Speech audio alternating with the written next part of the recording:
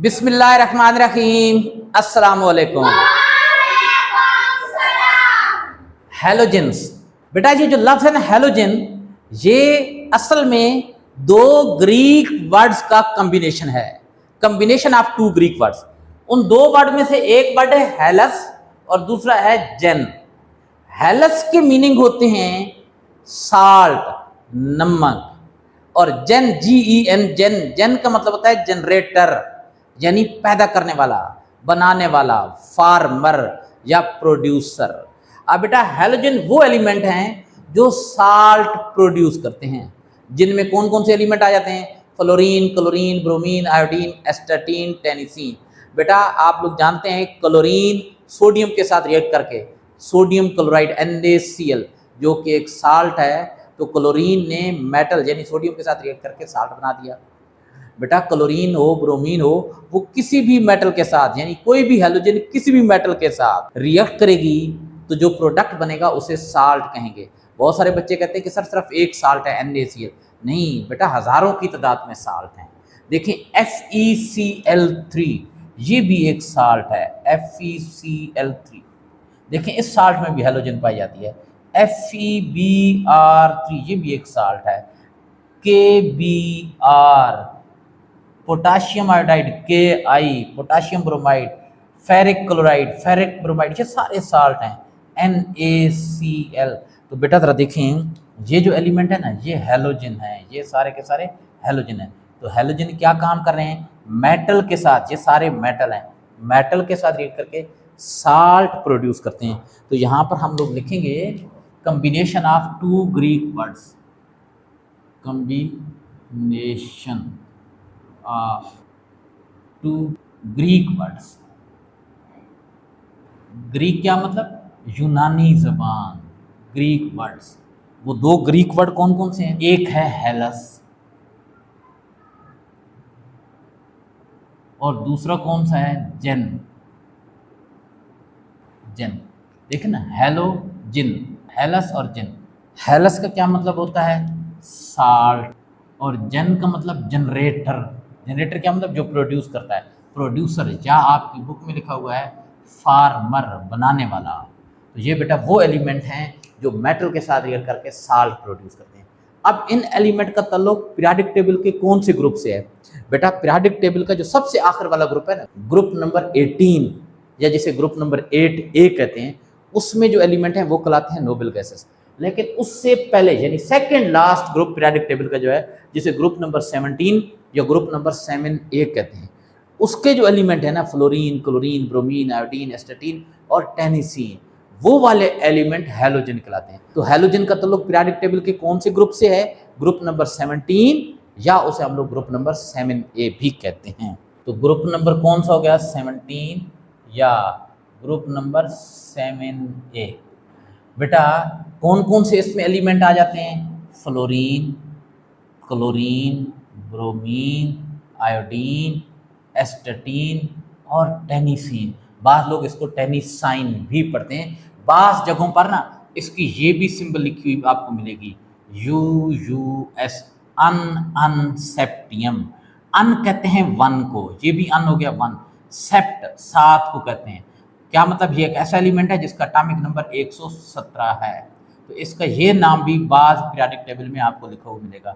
आपकी बुक में TS यानी टेनिसीन लिखा हुआ है। बेटा अब इनका मॉलिक्यूल किस तरह का होता है? बेटा ये जो हैलोजन है ना, जितने भी इनके एटम यानी जब इनके ऊपर कोई चार्ज नहीं होता तो इनका एक एटम स्टेबल नहीं होता, दो दो एटम कंबाइन होकर मॉलिक्यूल की शक्ल में रहते हैं। तो इनके जो मॉलिक्यूल होते हैं वो डाई एटॉमिक यानी दो एटम से बने होते हैं। इस वजह से हम इन्हें क्या लिखते हैं? देखें फ्लोरीन को हम लोग लिखते हैं F2। क्या मतलब? दो एटम आपस में बॉन्डेड हैं फ्लोरीन के, Cl2, Br2, I2, एस्टाटीन 2 और टेनिसीन 2। बच्चों ये क्यों डाई एटॉमिक मॉलिक्यूलर फॉर्म में रहते हैं? वजह ये होती है कि इनके आखिरी शेल में 7 इलेक्ट्रॉन होते हैं, एक इलेक्ट्रॉन की कमी होती है ऑक्टेट यानी आखिरी शेल में 8 इलेक्ट्रॉन पूरा करने के लिए। इनका स्ट्रक्चर इस तरह का होता है। अब मैं फ्लोरीन की एग्जांपल से ये आपको समझा देता हूँ। ये फ्लोरीन का न्यूक्लियस है। फ्लोरीन में कुल होते हैं 9 इलेक्ट्रॉन। पहले शेल में होंगे 2, ये देखें पहले शेल में 2 गए, दूसरे शेल में कितने हो जाएंगे 7, 1 2 3 4 5 6 और 7, ये फ्लोरीन का एटम है। आप जरा देखें इसके आखिरी शेल में 7 इलेक्ट्रॉन हैं, अगर 1 इलेक्ट्रॉन इसको और मिल जाए तो ये स्टेबल हो जाएगा, इसका ऑक्टेट यानी आखिरी शेल में 8 इलेक्ट्रॉन पूरे हो जाएंगे।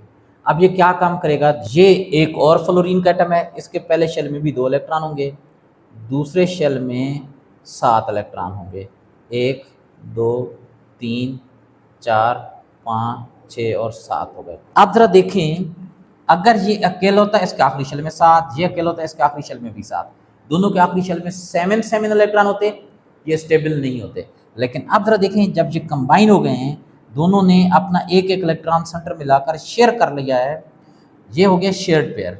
जब बेटा 2 एटम आपस में इलेक्ट्रॉन पेयर शेयर करते हैं तो उस वक्त उनके दरमियान जो बॉन्ड बनता है वो कहलाता है कोवलेंट बॉन्ड। तो ज़रा देखें इनके दरमियान कोवलेंट बॉन्ड बन गया है। अब इसके आखिरी शेल में देख लें 8 इलेक्ट्रॉन हो गए, इसके आखिरी शेल में भी देख लें 8 इलेक्ट्रॉन हो गए। इन 2 इलेक्ट्रॉन में से 1 इलेक्ट्रॉन इसका है, लेकिन ये वाला फ्लोरीन का एटम भी इन 2 इलेक्ट्रॉन को यूज़ कर रहा है, ये वाला फ्लोरीन का एटम भी इन 2 इलेक्ट्रॉन को यूज़ कर रहा है। तो अब जनाब ये स्टेबल हो गया, इसको हम लोग एक F नहीं कहेंगे, इसको हम लोग क्या कहेंगे F2। ये पूरा एक मालिक्यूल बन गया, ये वाला ना पूरे का पूरा एक मालिक्यूल बन गया। और आप देखें ये मालिक्यूल कितने एटम से बना हुआ है, 2 एटम से, तो इस वजह से हम लोग कहते हैं डाई अटामिक मालिक्यूल। तो यहाँ पर हम लोग लिखेंगे डाई अटामिक मालिक्यूल होते हैं इनके, डाई अटामिक मालिक्यूल्स होते हैं इनके। इनका मेटेलिक करेक्टर, बेटा एलिमेंट 2 किस्म के होते हैं, मेटल्स और नॉन मेटल्स। मेटलाइट भी होते हैं, मेटलाइट जो होते हैं ना उनके अंदर आधा करेक्टर मेटल का आधा नॉन मेटल का होता है। बेटा ये जितने भी एलिमेंट हैं हैलोजन वाले, ये सारे के सारे याद रखें, ये सारे के सारे नॉन मेटल हैं। तो क्या है इनका मेटेलिक करेक्टर कौन सा होगा, नॉन मेटल। अच्छा पोलैरिटी, बेटा पोलैरिटी क्या होती है, बाज मालिक्यूल ऐसे होते हैं उनकी एक साइड पर थोड़ा सा पॉजिटिव और दूसरी साइड पर थोड़ा सा नेगेटिव चार्ज होता है। ये जो थोड़ा सा चार्ज होता है ना इसे हम लोग कहते हैं पार्शियल, यानी एक साइड पर पार्शियल पॉजिटिव और दूसरी साइड पर पार्शियल नेगेटिव चार्ज होता है। अब ऐसे मालिक्यूल जिनकी एक साइड पर पार्शियल पॉजिटिव और दूसरी साइड पर पार्शियल नेगेटिव चार्ज हो, हम लोग कहते हैं इनके 2 अपोजिट पोल हैं, पॉजिटिव पोल और नेगेटिव पोल। और ऐसे मालिक्यूल जिनके 2 अपोजिट पोल होते हैं वो कहलाते हैं पोलर मालिक्यूल। बेटा ये पोलर मालिक्यूल क्यों बनते हैं, वजह ये होती है ना कि 2 मुख्तलिफ किस्म के एटम, बेटा जब 2 मुख्तलिफ किस्म के एटम आपस में कोवलेंट बॉन्ड बनाते हैं, जैसे हाइड्रोजन है, ये हाइड्रोजन का 1 इलेक्ट्रॉन आ गया, हाइड्रोजन के आखिरी शेल में 1 इलेक्ट्रॉन होता है।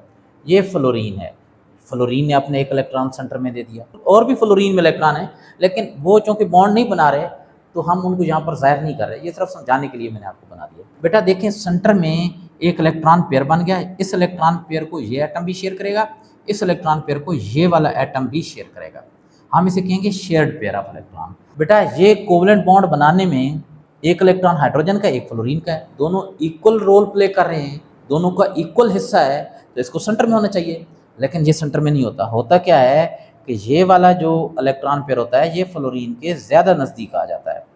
क्यों फ्लोरीन के ज़्यादा नज़दीक आ जाता है, फ्लोरीन की इलेक्ट्रॉन को अपनी तरफ अट्रैक्ट करने की सलाहियत, इलेक्ट्रोनेगेटिविटी ज़्यादा होती है जनाब हाइड्रोजन के मुकाबले में, तो ये इलेक्ट्रॉन को ज़्यादा ताकत से अट्रैक्ट करता है, इलेक्ट्रॉन पेयर इसके नज़दीक आ गया। अब बच्चों इलेक्ट्रॉन के ऊपर होता है नेगेटिव चार्ज, जिस एटम के नज़दीक इलेक्ट्रॉन पेयर आ गया हम कहेंगे उसके नज़दीक नेगेटिव चार्ज आ गया, तो इस साइड पर हो जाता है पार्शियल, ये वाली साइन ना पार्शियल की होती है, पार्शियल नेगेटिव। अब इससे इलेक्ट्रॉन पेयर दूर चले गए तो हम कहते हैं इससे नेगेटिव चार्ज दूर चला गया, तो इस पर कौन सा चार्ज डोमिनेट हो जाएगा, पॉजिटिव चार्ज। तो अब जनाब ये वाला जो मालिक्यूल है ना, ये वाला मालिक्यूल, इसके एक साइड पर पार्शियल नेगेटिव, दूसरी साइड पर पार्शियल पॉजिटिव चार्ज है, ये कहलाएगा पोलर। लेकिन बेटा अगर 2 एक जैसे एटम के दरमियान बॉन्ड बनाओ, जैसे यहाँ पर फ्लोरीन और फ्लोरीन के दरमियान, बेटा यहाँ सेंटर में इस फ्लोरीन के 1 इलेक्ट्रॉन आ जाएगा और इस फ्लोरीन का भी 1 इलेक्ट्रॉन सेंटर में आ जाएगा। अब इस इलेक्ट्रॉन पेयर को ये फ्लोरीन भी शेयर करेगा, इस इलेक्ट्रॉन पेयर को ये वाला फ्लोरीन का एटम भी शेयर करेगा, कोवलेंट बॉन्ड बन गया, इलेक्ट्रॉन पेयर शेयर हो रहा है तो कोवलेंट बॉन्ड बन गया। अब मुझे बताएं कौन से फ्लोरीन की इलेक्ट्रोनेगेटिविटी ज़्यादा होगी, भाई दोनों फ्लोरीन है, एक जैसे एटम है, दोनों की इलेक्ट्रोनेगेटिविटी यानी इलेक्ट्रॉन को अपनी तरफ अट्रैक्ट करने की सलाहियत सेम है, इक्वल है, लिहाजा दोनों एक जितनी ताकत से इलेक्ट्रॉन को अपनी तरफ खींचेंगे। जब एक जितनी ताकत से इलेक्ट्रॉन को अपनी तरफ खींचेंगे तो इलेक्ट्रॉन पेयर सेंटर में रहेगा, जब सेंटर में रहेगा क्या मतलब न किसी से दूर जाएगा न किसी के नज़दीक जाएगा, तो न किसी पर पॉजिटिव चार्ज न किसी पर नेगेटिव चार्ज। तो बेटा इस तरह के मालिक्यूल जो एक जैसे एटम से बने होते हैं, इन मालिक्यूल्स पर पार्शियल पॉजिटिव या पार्शियल नेगेटिव चार्ज नहीं होता। तो जनाब जब पार्शियल पॉजिटिव और पार्शियल नेगेटिव चार्ज नहीं होता तो हम लोग कहते हैं कि इसके कोई पोल नहीं है, यानी ये नॉन पोलर हैं। तो यहाँ पर जनाब हम लोग लिख देते हैं नॉन पोलर, ये नॉन पोलर। बच्चों एक और बात, ये जो एस्टेटीन है और टेनिसीन है ये दोनों रेडियो एक्टिव एलिमेंट हैं। मैं यहाँ पर लिख देता हूँ both radio active. Radio active समझे ना, स्टेबल नहीं होते इनके न्यूक्लियाई टूटते हैं और उससे रेडियो एक्टिव रेज यानी अल्फा बीटा और गामा रेज खारिज होती हैं, लिहाजा ये स्टेबल नहीं होते, टूटते रहते हैं इनके न्यूक्लियाई। अब जो एटम स्टेबल नहीं होता ना तो उनके करेक्टरिस्टिक के बारे में ज़्यादा इन्फॉर्मेशन भी पता नहीं होती, तो आपकी बुक में लिखा हुआ है कि इनकी ज़्यादा इन्फॉर्मेशन पता नहीं है। बेटा अब नेक्स्ट इनका करेक्टर है अपीयरेंस। अपीयरेंस का मतलब ये होता है कि बाज़ाहिर ये कैसे लगते हैं। बच्चों अपीयरेंस में एक तो हम इनका मॉलिक्यूल बताएंगे, अभी हम लोग बता चुके हैं कि इनके मॉलिक्यूल किस तरह के होते हैं, डाई एटॉमिक यानी दो दो एटम से बने होते हैं, और इसकी वजह भी मैं आपको बता चुका हूँ, डाई एटॉमिक मॉलिक्यूल्स। ठीक है, अब बेटा इनके कलर और इनकी स्टेट्स क्या होती हैं ये मैं आपको बता देता हूँ और ये आप लोगों ने याद भी रखनी है। बेटा फ्लोरीन है F2, क्लोरीन, ब्रोमीन और आयोडीन, इनके आपने याद रखना है। बेटा फ्लोरीन रूम टेम्परेचर पर गैस की शक्ल में होती है, क्लोरीन भी गैस की शक्ल में होती है, ब्रोमीन जो होती है वो लिक्विड शक्ल में होती है, और आयोडीन रूम टेम्परेचर पर सॉलिड, लेकिन ये सबलाइम सॉलिड होता है, यानी थोड़ा सा हीट करेंगे ना तो ये गैस में कन्वर्ट होना शुरू हो जाता है, सॉलिड से डायरेक्ट गैस में कन्वर्ट होना शुरू हो जाता है। तो बेटा जब भी कोई सॉलिड डायरेक्ट गैस में कन्वर्ट होना शुरू हो जाए तो बेटा ये प्रोसेस सब्लिमेशन कहलाता है, और उस तरह के सॉलिड को हम लोग कहते हैं कि ये सॉलिड सबलाइम सॉलिड है। तो आयोडीन भी सबलाइम सॉलिड होता है। बेटा ये जो फ्लोरीन है ना, फ्लोरीन इसका कलर जो होता है ना वो पेल येलो कलर होता है। पेल येलो को हम लोग बोलते हैं गंधमी येलो, यानी जैसे सल्फर का एक कलर होता है, शायद कभी आप लोगों ने सल्फर देखी हो ना, तो उसका जो कलर होता है। और क्लोरीन गैस का येलो ग्रीन, वैसे ये ग्रीन ही होता है लेकिन हल्का सा येलोइश नज़र आता है, येलो ग्रीन, आपकी बुक में लिखा हुआ है ये येलो ग्रीन गैस है। और बेटा ब्रोमीन का जो कलर होता है ना रेड ब्राउन, रेड ब्राउन, जैसे कलेजी का कलर नहीं होता लिवर का, कभी कलेजी देखी होगी आप लोगों ने, तो वो रेड ब्राउन कलर होता है। और बेटा इसका ग्रे ब्लैक कलर होता है, ग्रे ब्लैक आयोडीन का। इसके बाद है बेटा इलेक्ट्रॉनिक कॉन्फ़िगरेशन। हम लोगों ने अभी पढ़ा है कि इनके वैलेंस शेल कौन होता है, जो सबसे आखिर वाला शेल होता है। इनके आखिरी शेल में इलेक्ट्रॉन की तादाद बतानी है। इन सब के आखिरी शेल में 7 इलेक्ट्रॉन होते हैं, 7 इलेक्ट्रॉन। वैलेंस इलेक्ट्रॉन्स की तादाद कितनी लिखी है, 7। अच्छा वैलेंस शेल इलेक्ट्रॉनिक कॉन्फ़िगरेशन, बेटा अगर आप इनकी इलेक्ट्रॉनिक कॉन्फ़िगरेशन करें ना, जरा देखें यहाँ पर एग्जाम्पल से समझ लेते हैं। बेटा अगर हम लोग बात करते हैं फ्लोरीन की, फ्लोरीन में होते हैं 9 इलेक्ट्रॉन, इलेक्ट्रॉनिक कॉन्फ़िगरेशन क्या होगी, 1s2 2s2 2p5। जरा देखें 2 2 4 4 इलेक्ट्रॉन हो गए, और 5 9 इलेक्ट्रॉन हो गए। अब ज़रा देखें बच्चों, अगर हम क्लोरीन की बात करें, क्लोरीन में होते हैं 17 इलेक्ट्रॉन, इलेक्ट्रॉनिक कॉन्फ़िगरेशन क्या होगी, 1s2 2s2 2p6 3s2 3p5। बच्चों अब हम लोगों ने इलेक्ट्रॉनिक कॉन्फ़िगरेशन नहीं लिखनी, इधर क्या लिखो, वैलेंस शेल इलेक्ट्रॉनिक कॉन्फ़िगरेशन। इसका वैलेंस शेल कौन सा, ये तो हो गया ना फर्स्ट शेल, ये सेकंड, ये भी सेकंड शेल का सब शेल है, तो ये वाले दो जो सब शेल है ये वैलेंस शेल के। इसमें जरा देखें ये फर्स्ट शेल, ये 1 है ना, तो क्या मतलब ये वाला सब शेल फर्स्ट शेल का है, ये वाले दो जो सब शेल है ना ये सेकंड शेल के हैं, ये वाले दो जो सब शेल है ना ये थर्ड शेल के हैं, और इनका थर्ड शेल ही लास्ट शेल है, इसके बाद देख लें कोई शेल नहीं है, तो ये वाला इनका लास्ट शेल यानी वैलेंस शेल है। बच्चों अब इनकी इलेक्ट्रॉनिक कॉन्फ़िगरेशन जरा देखें, ये चीज़ दोनों में सेम है, S2P5 शुरू वाला नंबर चेंज हो रहा है ना, ये वाला नंबर देखें, ये वाला, इसमें ये S से पहले और P से पहले 2 है, इसमें S और P से पहले 3 है, तो ये वाला नंबर चेंज हो रहा है। अब ये नंबर चेंज हो रहा है तो हम 2 और 3 की बजाय N लिख देते हैं। अगर मैं 2 की जगह N लिख दूँ तो इलेक्ट्रॉनिक कॉन्फ़िगरेशन क्या हो जाएगी, NS2। यहाँ पर भी 2 की जगह अगर मैं N लिख दूँ तो क्या हो जाएगी, NP5। तो वैलेंस शेल इलेक्ट्रॉनिक कॉन्फ़िगरेशन क्या हो जाएगी, NS2 NP5। तो यहाँ पर मैं इनकी वैलेंस शेल इलेक्ट्रॉनिक कॉन्फ़िगरेशन लिख रहा हूँ NS2 NP5। अब बच्चों एग्जाम्पल जहाँ पर लिख देनी थी, यहाँ पर मैंने जगह बनाई थी, इसकी इलेक्ट्रॉनिक कॉन्फ़िगरेशन क्या है 1s2 2s2 2p5। इसकी electronic configuration 1s2 2s2 2p5 3s2 3p5 sorry 2p6। ये कंप्लीट फिल होगा तब आगे इलेक्ट्रॉन जाएंगे। अब कितने इलेक्ट्रॉन रिक्वायर्ड हैं इनको वैलेंस शेल कंप्लीट करने के लिए? भाई आखिरी शेल में 7 इलेक्ट्रॉन हैं। हम कहते हैं जी आखिरी शेल कंप्लीट करना है, यानी वैलेंस शेल कंप्लीट करना है। कंप्लीट करने का क्या मतलब होता है? आखिरी शेल में 8 इलेक्ट्रॉन पूरे हो जाएं, जिसे हम लोग कहते हैं ऑक्टेट कंप्लीट होना। तो भाई 7 इलेक्ट्रॉन तो पहले से हैं ना, तो 8 पूरे करने के लिए कितने चाहिए? जस्ट 1। तो इनको 1 इलेक्ट्रॉन रिक्वायर्ड, यहाँ पर मैं लिख रहा हूँ 1 electron required to complete the valence shell। या वैलेंस शेल की जगह आप ऑक्टेट भी लिख सकते हैं। अब बच्चों अगर ये अपना 1 इलेक्ट्रॉन गेन करते हैं आखिरी शेल कंप्लीट करने के लिए तो क्या होगा? अब फ्लोरीन है ना, ये 1 इलेक्ट्रॉन गेन करेगा तो इसके ऊपर माइनस चार्ज आ जाएगा। इलेक्ट्रॉन गेन करने से माइनस चार्ज आ जाता है, तो हम लोग क्या कहेंगे? कितना माइनस चार्ज आएगा? -1। अगर आप 1 न भी लिखें तो कोई मसला नहीं है, सिर्फ माइनस लिखनी है तो उसका मतलब भी -1 ही होगा। अब बेटा क्लोरीन अगर 1 इलेक्ट्रॉन गेन करेगा तो -1 इसके ऊपर चार्ज आ जाएगा। इस तरीके से ब्रोमीन के ऊपर -1, आयोडीन के ऊपर -1, इस तरीके से एस्टाटीन के ऊपर -1 और टेनिसिन के ऊपर -1 चार्ज आ जाएगा। चार्ज आने का मतलब यह है कि इन्होंने आयन बनाए हैं। अब माइनस चार्ज का मतलब यह है कि नेगेटिव आयन यानी एनायन बनाए हैं। -1 का मतलब यह है मोनो नेगेटिव एनायन बनाए हैं। Mono negative anion, mono negative anions. क्या मतलब? ऐसे एनायन हैं जिन पर -1 माइनस होता है ना, नेगेटिव का क्या मतलब? माइनस, और मोनो का मतलब 1। जैसे आप जरा देखें F-1, Cl-1, Br-1 और आयोडीन -1।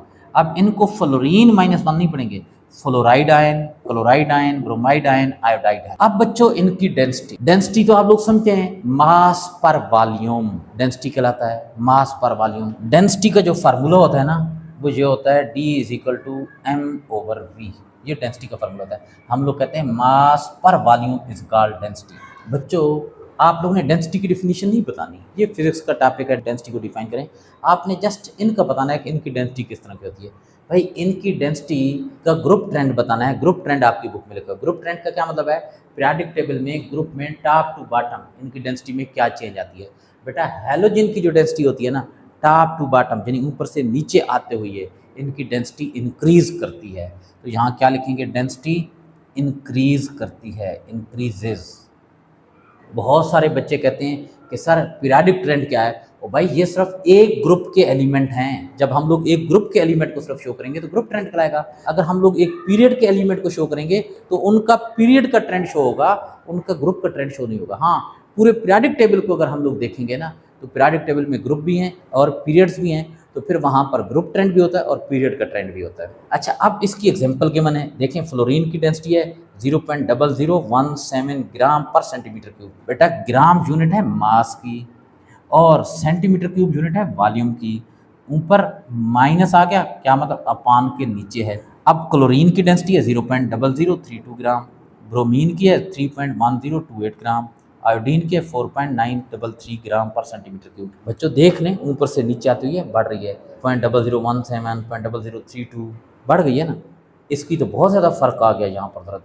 3.1028, 4.933। कोई पूछ सकता है फ्लोरीन क्लोरीन के बाद डेंसिटी यकदम बढ़ गई है, बहुत ज़्यादा बढ़ गई है, हज़ारों गुना के हिसाब से बढ़ गई है, तो आपका क्या जवाब होगा? जवाब ये होगा कि सर ये गैसेस थे और गैसेस की डेंसिटी वैसे ही बहुत कम होती है, गैसेस इतनी भारी नहीं होती, और ब्रोमीन लिक्विड है, आयोडीन सॉलिड है, इस वजह से इनकी डेंसिटी ज़्यादा है। अब बच्चों ट्रेंड बताना है कि ग्रुप में टॉप टू बॉटम डेंसिटी क्यों इंक्रीज करती है। भाई पहले तो ये देखना है ना, डेंसिटी डिपेंड किस चीज़ पर करती है? डेंसिटी 2 चीज़ों पर डिपेंड करती है, मास और वॉल्यूम। बेटा यहाँ पर ज़रा देखें, मास जो है ना अपान के ऊपर है। अपान के ऊपर होने का मतलब ये है कि ये वाली चीज़ और ये वाली चीज़ इनमें डायरेक्टली रिलेशन है। डायरेक्ट रिलेशन को हम लोग इस तरीके से शो करते हैं। और ये अपान के नीचे, अपान के नीचे का मतलब यह है कि इस चीज़ और इस चीज़ में इन्वर्स रिलेशन हो, और इन्वर्स रिलेशन को हम लोग इस तरीके से शो करते हैं। ये बातें आप लोग पढ़ चुके हैं। अब डायरेक्टली का मतलब ये है कि अगर ये वैल्यू बढ़ेगी तो ये भी बढ़ेगी, अगर ये कम होगी तो ये भी कम होगी, लेकिन यानी दोनों एक साथ बढ़ेंगे या दोनों एक साथ कम होंगे। इन्वर्सली का मतलब उल्ट होता है, यानी अगर इसकी वैल्यू बढ़ेगी तो इसकी वैल्यू कम होगी, और अगर वॉल्यूम कम होता है तो डेंसिटी बढ़ जाएगी। एरो ऊपर का मतलब इंक्रीज, नीचे का मतलब डिक्रीज। ये मैं यहाँ पर समझाने के लिए बना रहा हूँ बेटा। अब टॉप टू बॉटम, ऊपर से नीचे आते हुए डेंसिटी बढ़ क्यों रही होती है? उसकी वजह ये होती है कि इनका मास बढ़ रहा होता है, एटॉमिक मास, मॉलिक्यूलर मास बढ़ रहा होता है। क्यों बढ़ रहा होता है? क्योंकि बेटा प्रोटॉन और न्यूट्रॉन दोनों की तादाद बढ़ रही होती है, और प्रोटॉन और न्यूट्रॉन की तादाद का जो सम होता है, जो प्लस होता है, वो एटॉमिक मास कहलाता है। अब बेटा प्रोटॉन भी बढ़ रहे हैं, न्यूट्रॉन भी बढ़ रहे हैं, तो दोनों की तादाद को प्लस करेंगे तो जो आंसर आएगा वो भी ज़्यादा ही आएगा। बेटा फ्लोरीन को देखे ना, फ्लोरीन में प्रोटॉन और न्यूट्रॉन, फ्लोरीन में 9 प्रोटॉन है, 10 न्यूट्रॉन है, दोनों को प्लस कर लें क्या आ जाएगा 19, ये इनका एटॉमिक मास हो गया। क्लोरीन को देखें बेटा, क्लोरीन में 17 प्रोटॉन हैं, 18 न्यूट्रॉन हैं। देखें प्रोटॉन की तादाद भी बढ़ गई, न्यूट्रॉन की तादाद भी बढ़ गई, 10 से 18 हो गए, 9 से 17 हो गए, कितने हो गए 35। एटॉमिक मास इसका हो गया 35। आयोडीन में और ज़्यादा, ब्रोमीन में और ज़्यादा, इस तरीके से ऊपर से नीचे आते हुए एटॉमिक मास बढ़ रहा है। बेटा मास बढ़ेगा ना, अभी हमने कहा मास और डेंसिटी डायरेक्टली प्रोपोर्शनल है, मास बढ़ेगा तो डेंसिटी भी बढ़ेगी। तो एक फैक्टर तो यह है कि एटॉमिक मास इंक्रीज करता है। तो यहाँ पर ज़रा देखें ना, रीजन में मैंने 2 फैक्टर लिखे। पहला फैक्टर क्या लिखेंगे? Atomic masses increases, atomic masses increases किस वक्त? जब टॉप से बॉटम की तरफ आ रहे होते हैं, इंक्रीजेस। अच्छा, अब बच्चों बात यह है कि ये क्यों इंक्रीज करती हैं? Due to increase in number of proton and number of neutrons. अच्छा, अब बच्चों दूसरा रीजन क्या है? दूसरा रीजन यह है कि टॉप टू बॉटम, ऊपर से नीचे आते हुए वॉल्यूम कम होता है। जब वॉल्यूम कम होगा ना, ग्रुप के अंदर वॉल्यूम कम होता है, वॉल्यूम कम होगा तो हमने क्या पढ़ा है? वॉल्यूम और डेंसिटी इनवर्सली प्रोपोर्शनल है, यानी अगर एक चीज़ कम होगी तो दूसरी बढ़ेगी। वॉल्यूम कम होता है तो डेंसिटी बढ़ जाती है। तो पहले यहाँ पर लिख देते हैं due to decrease in volume, फिर मैं आपको बताता हूँ कि वॉल्यूम क्यों डिक्रीज होता है। बेटा रीजन आपको पता होने चाहिए। नंबर 2 क्या लिखेंगे? Decrease in volume. अब वॉल्यूम क्यों डिक्रीज क्यों होता है? बेटा देखिए ना, ये है मॉलिक्यूल से बने हुए, और मॉलिक्यूलों के दरमियान ना फोर्स ऑफ अट्रैक्शन होती है, जिन्हें हम लोग कहते हैं inter molecular forces of attraction. अब ये मॉलिक्यूल के दरमियान जो फोर्स ऑफ अट्रैक्शन होती हैं, ये हाइड्रोजन बॉन्डिंग भी हो सकती है। हाइड्रोजन बॉन्डिंग का मतलब ये है कि मॉलिक्यूल के अंदर एक एटम हाइड्रोजन का होगा और दूसरा एटम नाइट्रोजन का होगा, या एक एटम हाइड्रोजन का होगा दूसरा एटम ऑक्सीजन का होगा, या एक एटम हाइड्रोजन का होगा और दूसरा एटम फ्लोरीन का होगा। बेटा अगर कोई मॉलिक्यूल इस तरह का बना हुआ ना कि उस मॉलिक्यूल के अंदर एक एटम हाइड्रोजन को और दूसरा एटम या तो नाइट्रोजन को या ऑक्सीजन को या फ्लोरीन को, तो इन मॉलिक्यूलों के दरमियान जो फोर्स ऑफ अट्रैक्शन होती है, इंटरमॉलिक्यूलर फोर्स ऑफ अट्रैक्शन, वो होती है हाइड्रोजन बॉन्डिंग। अब जरा देखें इसके जितने भी मॉलिक्यूल हैं, आप जरा देखें ये F2 है, यानी इसमें तो कोई हाइड्रोजन नहीं है, दोनों फ्लोरीन के मॉलिक्यूल है, दोनों क्लोरीन के हैं, दोनों ब्रोमीन के, दोनों आयोडीन के हैं। क्या मतलब? इनमें तो हाइड्रोजन है नहीं, इसके मॉलिक्यूलों में हाइड्रोजन बॉन्डिंग तो नहीं होगी। फिर होती है dipole force of attraction. Dipole क्या होती है? जब एक मॉलिक्यूल के अंदर दो मुख्तलिफ किस्म के एटम हो, हाइड्रोजन की शर्त नहीं है, कोई भी दो मुख्तलिफ किस्म के एटम हो, लेकिन इनमें तो देखें दो एक जैसे एटम है। फ्लोरीन के अंदर दो फ्लोरीन के एटम, क्लोरीन के अंदर दो क्लोरीन के एटम, ब्रोमीन के अंदर दो ब्रोमीन के एटम। बेटा इनके अंदर ना तो हाइड्रोजन बॉन्डिंग है, ना इनके अंदर डाइपोल डाइपोल है, ये तो नॉन पोलर है। पढ़ा है ना कि ये नॉन पोलर है। अब नॉन पोलर में जो फोर्स ऑफ अट्रैक्शन होती है, उस फोर्स ऑफ अट्रैक्शन को कहते हैं induced dipole, instantaneous dipole force of attraction. कौन सी? Induced dipole, instantaneous dipole force of attraction. आप भले ये नाम याद ना रखें, बड़ी क्लासों में जाएंगे तो आपको ये याद हो जाएंगे खुद ब खुद ही। मैं सिर्फ ये बताना चाह रहा था कि ये जितने भी हैलोजन के मॉलिक्यूल हैं ना, इनके दरमियान जो फोर्स ऑफ अट्रैक्शन होती है वो induced dipole, instantaneous dipole force of attraction होती है। और ये वाली फोर्स ऑफ अट्रैक्शन मॉलिक्यूल के साइज पर डिपेंड करती है। मॉलिक्यूल का साइज जितना ज़्यादा होता है, फोर्स ऑफ अट्रैक्शन उतनी ज़्यादा होती है। तो बेटा ऊपर होगा फ्लोरीन, फ्लोरीन के एक एटम में दो शेल होते हैं, एटम में दो शेल हैं तो मॉलिक्यूल में भी शेल कम है, साइज छोटा होगा। क्लोरीन में 3 शेल हो जाते हैं भाई, तो क्लोरीन के मॉलिक्यूल में दो एटम है, दोनों में 3-3 शेल होंगे तो मॉलिक्यूल का साइज बढ़ जाएगा।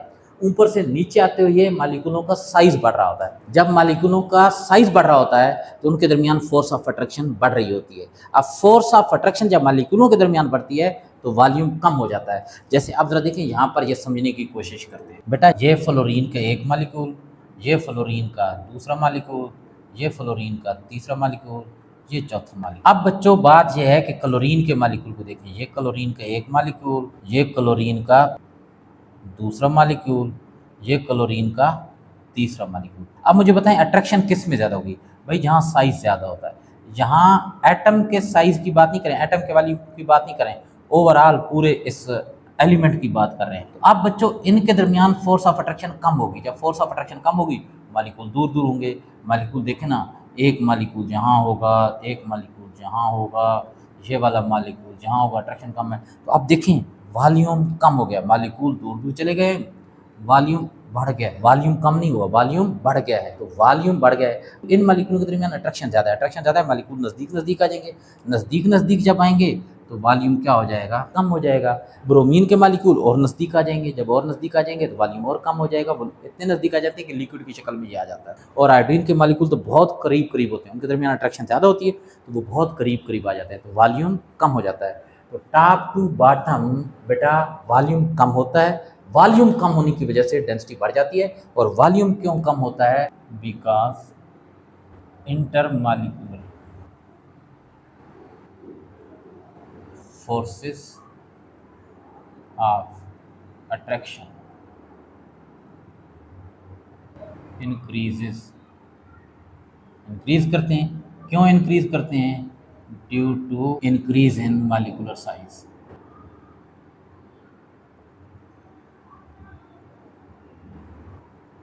अब बच्चों ऑर्डर ऑफ डेंसिटी, किसकी डेंसिटी ज्यादा होगी और किसकी डेंसिटी कम होगी? भाई आपने सिर्फ फ्लोरीन, क्लोरीन, ब्रोमीन, आयोडीन में लिखना है, तो ऊपर से नीचे आते हुए तो डेंसिटी बढ़ रही है। तो किसकी डेंसिटी ज्यादा होगी? आयोडीन की, जो नीचे वाला होगा, फिर उससे ऊपर वाला ब्रोमीन, फिर उससे ऊपर वाला क्लोरीन, फिर उससे ऊपर वाला फ्लोरीन। तो ऑर्डर ऑफ डेंसिटी पूछा जाता है तो बच्चों हम लोग किस तरीके से लिखेंगे? आयोडीन की डेंसिटी सबसे ज़्यादा है, फिर ब्रोमीन की डेंसिटी, फिर क्लोरीन की डेंसिटी, फिर फ्लोरीन की डेंसिटी। तो ये ऑर्डर ऑफ डेंसिटी। ये जो साइन है, ये साइन समझते हैं ना, ग्रेटर देन, यानी ये शुरू वाले की डेंसिटी ज़्यादा है, ये ग्रेटर है, और ये क्या है? लेस है। रिएक्टिविटी बेटा, ये जो हेलोजेंस होते हैं ना, ये बड़े रिएक्टिव एलिमेंट होते हैं, बहुत तेज़ी से रिएक्ट करते हैं। क्यों तेज़ी से रिएक्ट करते हैं? बेटा रिएक्शन के दौरान एटम क्या काम करते हैं? बॉन्ड बनाते हैं ना। यानी बॉन्ड बनाने का क्या मतलब? या तो इलेक्ट्रॉन लेते हैं, या देते हैं, या शेयर करते हैं। तो बेटा इनकी इलेक्ट्रोनेगेटिविटी, इलेक्ट्रॉन को अपनी तरफ खींचने की सलाहियत बहुत ज़्यादा होती है।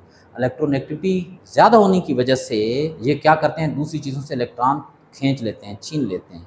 जब इलेक्ट्रॉन छीनते हैं तो क्या मतलब? उनसे इन्होंने रिएक्ट कर लिया। तो ये क्या होते हैं? मोर रिएक्टिव होते हैं। यहाँ पर मैं लिख दूंगा वेरी रिएक्टिव, वेरी रिएक्टिव। और रिएक्टिविटी का trend top to bottom decrease करता है, decrease from top to bottom. क्यों डिक्रीज करता है? भाई ऊपर से नीचे आते हुए इलेक्ट्रोनेगेटिविटी कम हो जाती है, इलेक्ट्रॉन गेन करने की सलाहियत कम हो जाती है due to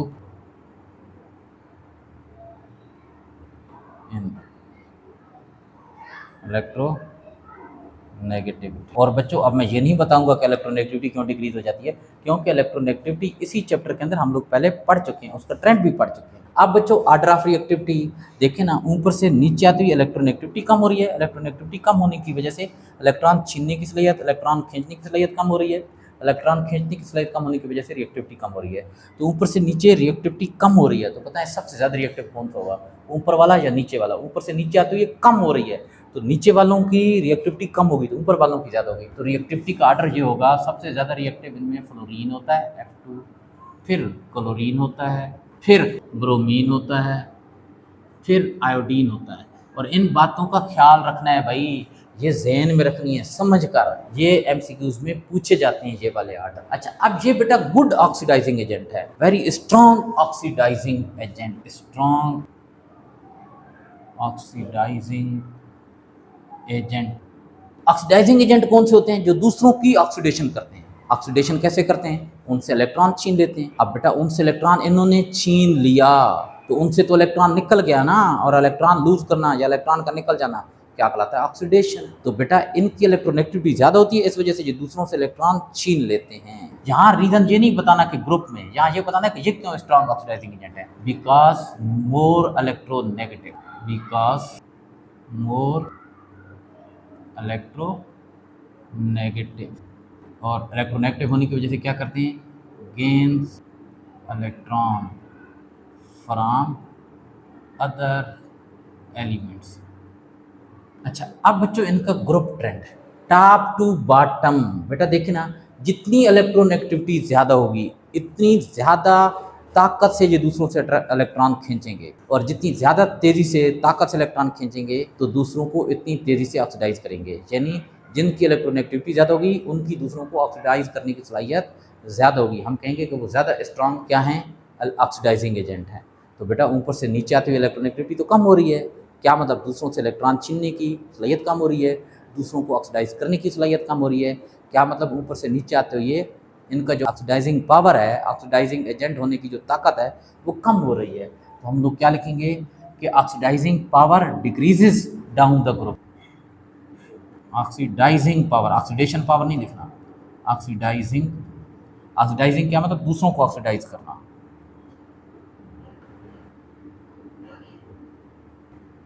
from top to bottom. अब बच्चों क्यों, इसका रीजन भी बता देना है। क्योंकि टॉप टू बॉटम आते ही इलेक्ट्रोनेगेटिविटी डिक्रीज करती है ड्यू टू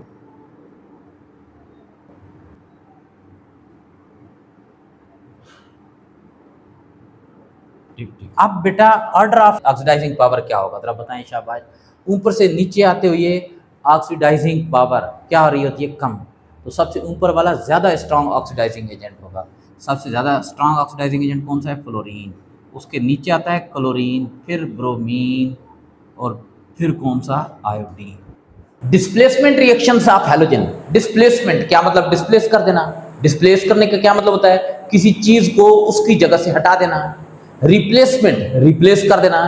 क्या मतलब? किसी चीज को उसकी जगह से हटाकर उसकी जगह पर किसी और नई चीज का आ जाना। सब्स्टिट्यूशन, सब्स्टिट्यूशन का मतलब भी यही होता है, सब्स्टिट्यूट कर देना। क्या मतलब है? एक चीज को हटाकर उसकी जगह पर किसी नई चीज का आ जाना क्या कहलाता है? सब्स्टिट्यूशन कहलाता है। अब बेटा सब्स्टिट्यूशन रिएक्शन क्या होते हैं?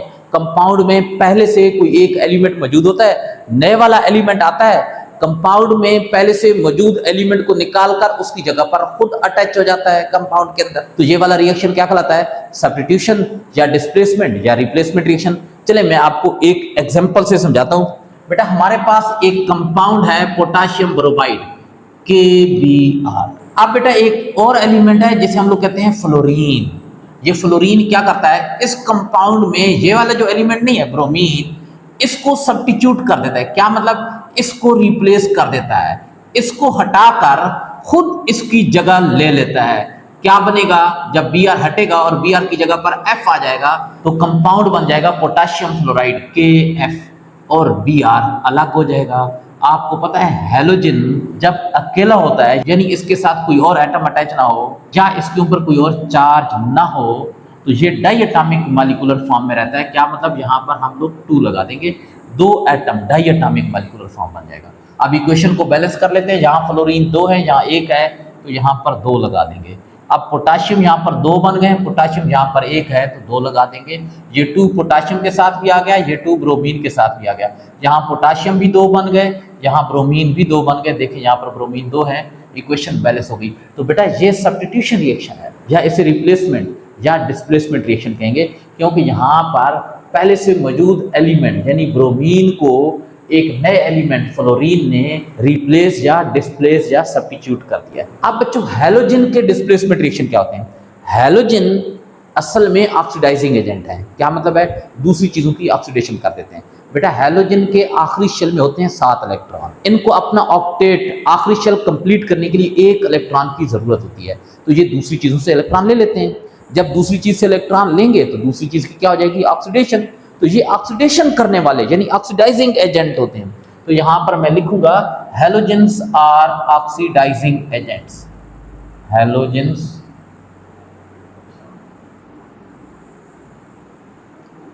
ऑक्सीडाइजिंग एजेंट्स, ये ऑक्सीडाइजिंग एजेंट्स हैं। क्या मतलब दूसरी चीज़ों से इलेक्ट्रॉन लेने वाले हैं। अब इनकी जो ऑक्सीडाइजिंग पावर है ना, वो डिपेंड करती है इलेक्ट्रॉन को अपनी तरफ अट्रैक्ट करने की सलाहियत, यानी इलेक्ट्रोनेगेटिविटी पर। Oxidising power depend upon electronegativity.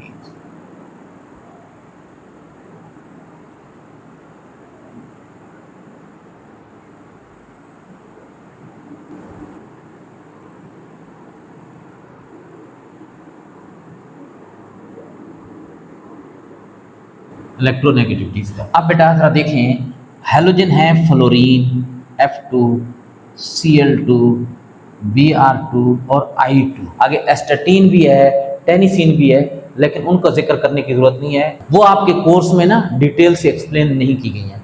अच्छा, अब बच्चों हमने पढ़ा है कि ऊपर से नीचे आते हुए इलेक्ट्रोनेगेटिविटी डिक्रीज करती है। इलेक्ट्रोनेगेटिविटी डिक्रीज, इलेक्ट्रोनेगेटिविटी डिक्रीज कर रही है। क्या मतलब? इलेक्ट्रॉन को अपनी तरफ खींचने की सलाहियत कम हो रही है। इलेक्ट्रॉन को अपनी तरफ खींचने की सलाहियत कम होने का क्या मतलब है? दूसरी चीज़ों को ऑक्सीडाइज करने की जो पावर है वो कम होती जा रही है। बेटा जरा देखें, सबसे ज़्यादा स्ट्रांग ऑक्सीडाइजिंग एजेंट ये है, इसकी ऑक्सीडेशन पावर सबसे ज़्यादा है। फिर इसकी ऑक्सीडेशन पावर और कम है, इसकी ऑक्सीडेशन पावर और कम है, इसकी ऑक्सीडेशन पावर इन चारों में से सबसे कम है। ये क्या कर सकता है? ये इन तीनों को ऑक्सीडाइज कर सकता है, लेकिन इन तीनों में से कोई एक ऐसा नहीं है जो इसको ऑक्सीडाइज कर सके, क्योंकि इसकी ऑक्सीडाइज करने की पावर सबसे ज़्यादा है। ये बाकियों को तो ऑक्सीडाइज कर सकता है, लेकिन इनमें से कोई ऐसा नहीं है जो इसको ऑक्सीडाइज कर सके। अच्छा, ये जो क्लोरीन है ना, क्लोरीन, ये इन दोनों को ऑक्सीडाइज कर सकता है, फ्लोरीन को ऑक्सीडाइज नहीं कर सकता।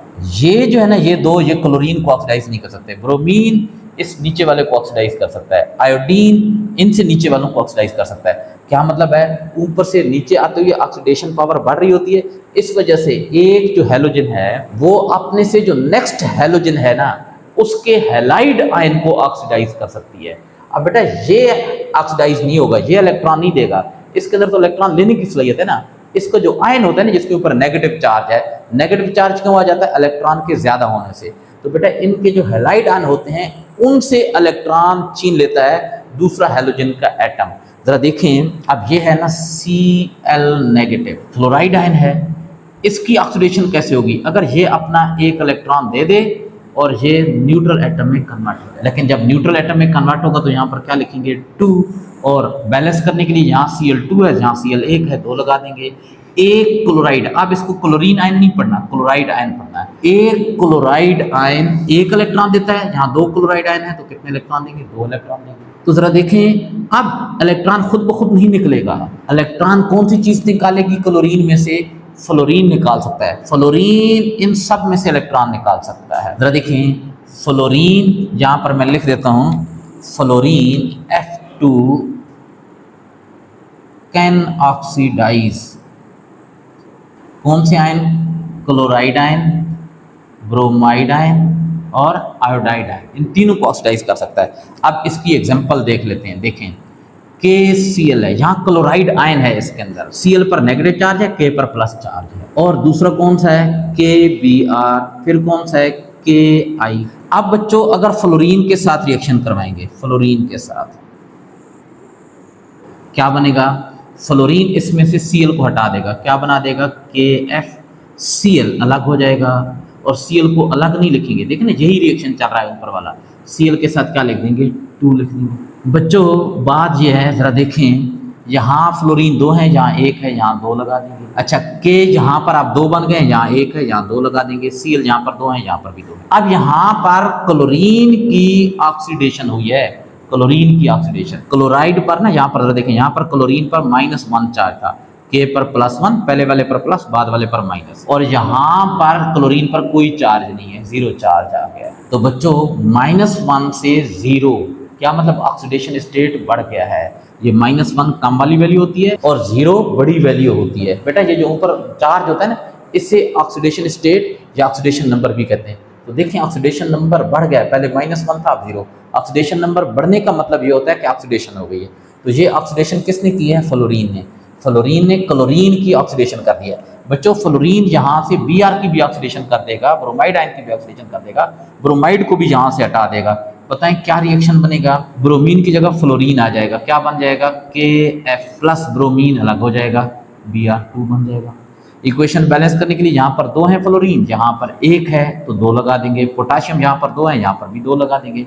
ब्रोमीन यहाँ पर 2 है, यहाँ पर भी 2 हो गया। बच्चों फ्लोरीन अब क्या काम करेगा, यहाँ से किस चीज को रिप्लेस करेगा, आयोडीन को। क्या बन जाएगा, KF, आयोडीन की जगह फ्लोरीन आ जाएगा, KF बनेगा, आयोडीन अलग हो जाएगा। इक्वेशन बैलेंस करने के लिए क्या करेंगे, यहाँ फ्लोरीन 2 है, यहाँ 1 है, 2 लगा देंगे। पोटाशियम यहाँ पर 2 है, यहाँ पर 2 लगा देंगे। आयोडीन यहाँ पर भी 2, यहाँ पर। अब बच्चों बात यह है कि क्लोरीन किसको रिप्लेस करेगा, किसको ऑक्सीडाइज करेगा, ब्रोमीन को और आयोडीन को। तो यहाँ पर क्या लिखेंगे, Cl2 कैन ऑक्सीडाइज या रिप्लेस ब्रोमाइड आयन और आयोडाइड आयन। बेटा क्लोरीन फ्लोरीन को ऑक्सीडाइज नहीं कर सकता। अब जरा देखें क्या इक्वेशन लिखेंगे, KBr और Ki, potassium bromide, potassium iodide. यहाँ पर क्या लिख देंगे, Cl2, यहाँ पर भी क्या लिख देंगे, Cl2। Cl2 अब ब्रोमीन को रिप्लेस करेगा, क्या बन जाएगा, K तो अपनी जगह पर रहेगा, Br की जगह Cl आ जाएगा, प्लस क्या बन जाएगा बच्चों, Br के साथ क्या लगा देंगे, 2, क्योंकि ये डाई एटॉमिक मॉलिक्यूलर फॉर्म में होगा। अब इक्वेशन को बैलेंस करना है, यहाँ क्लोरीन 2 है, यहाँ 1 है, 2 लगा देंगे। पोटाशियम यहाँ पर 2 है, यहाँ 1 है, 2 लगा देंगे। ब्रोमीन यहाँ पर 2 है, यहाँ पर भी 2, इक्वेशन बैलेंस हो गई।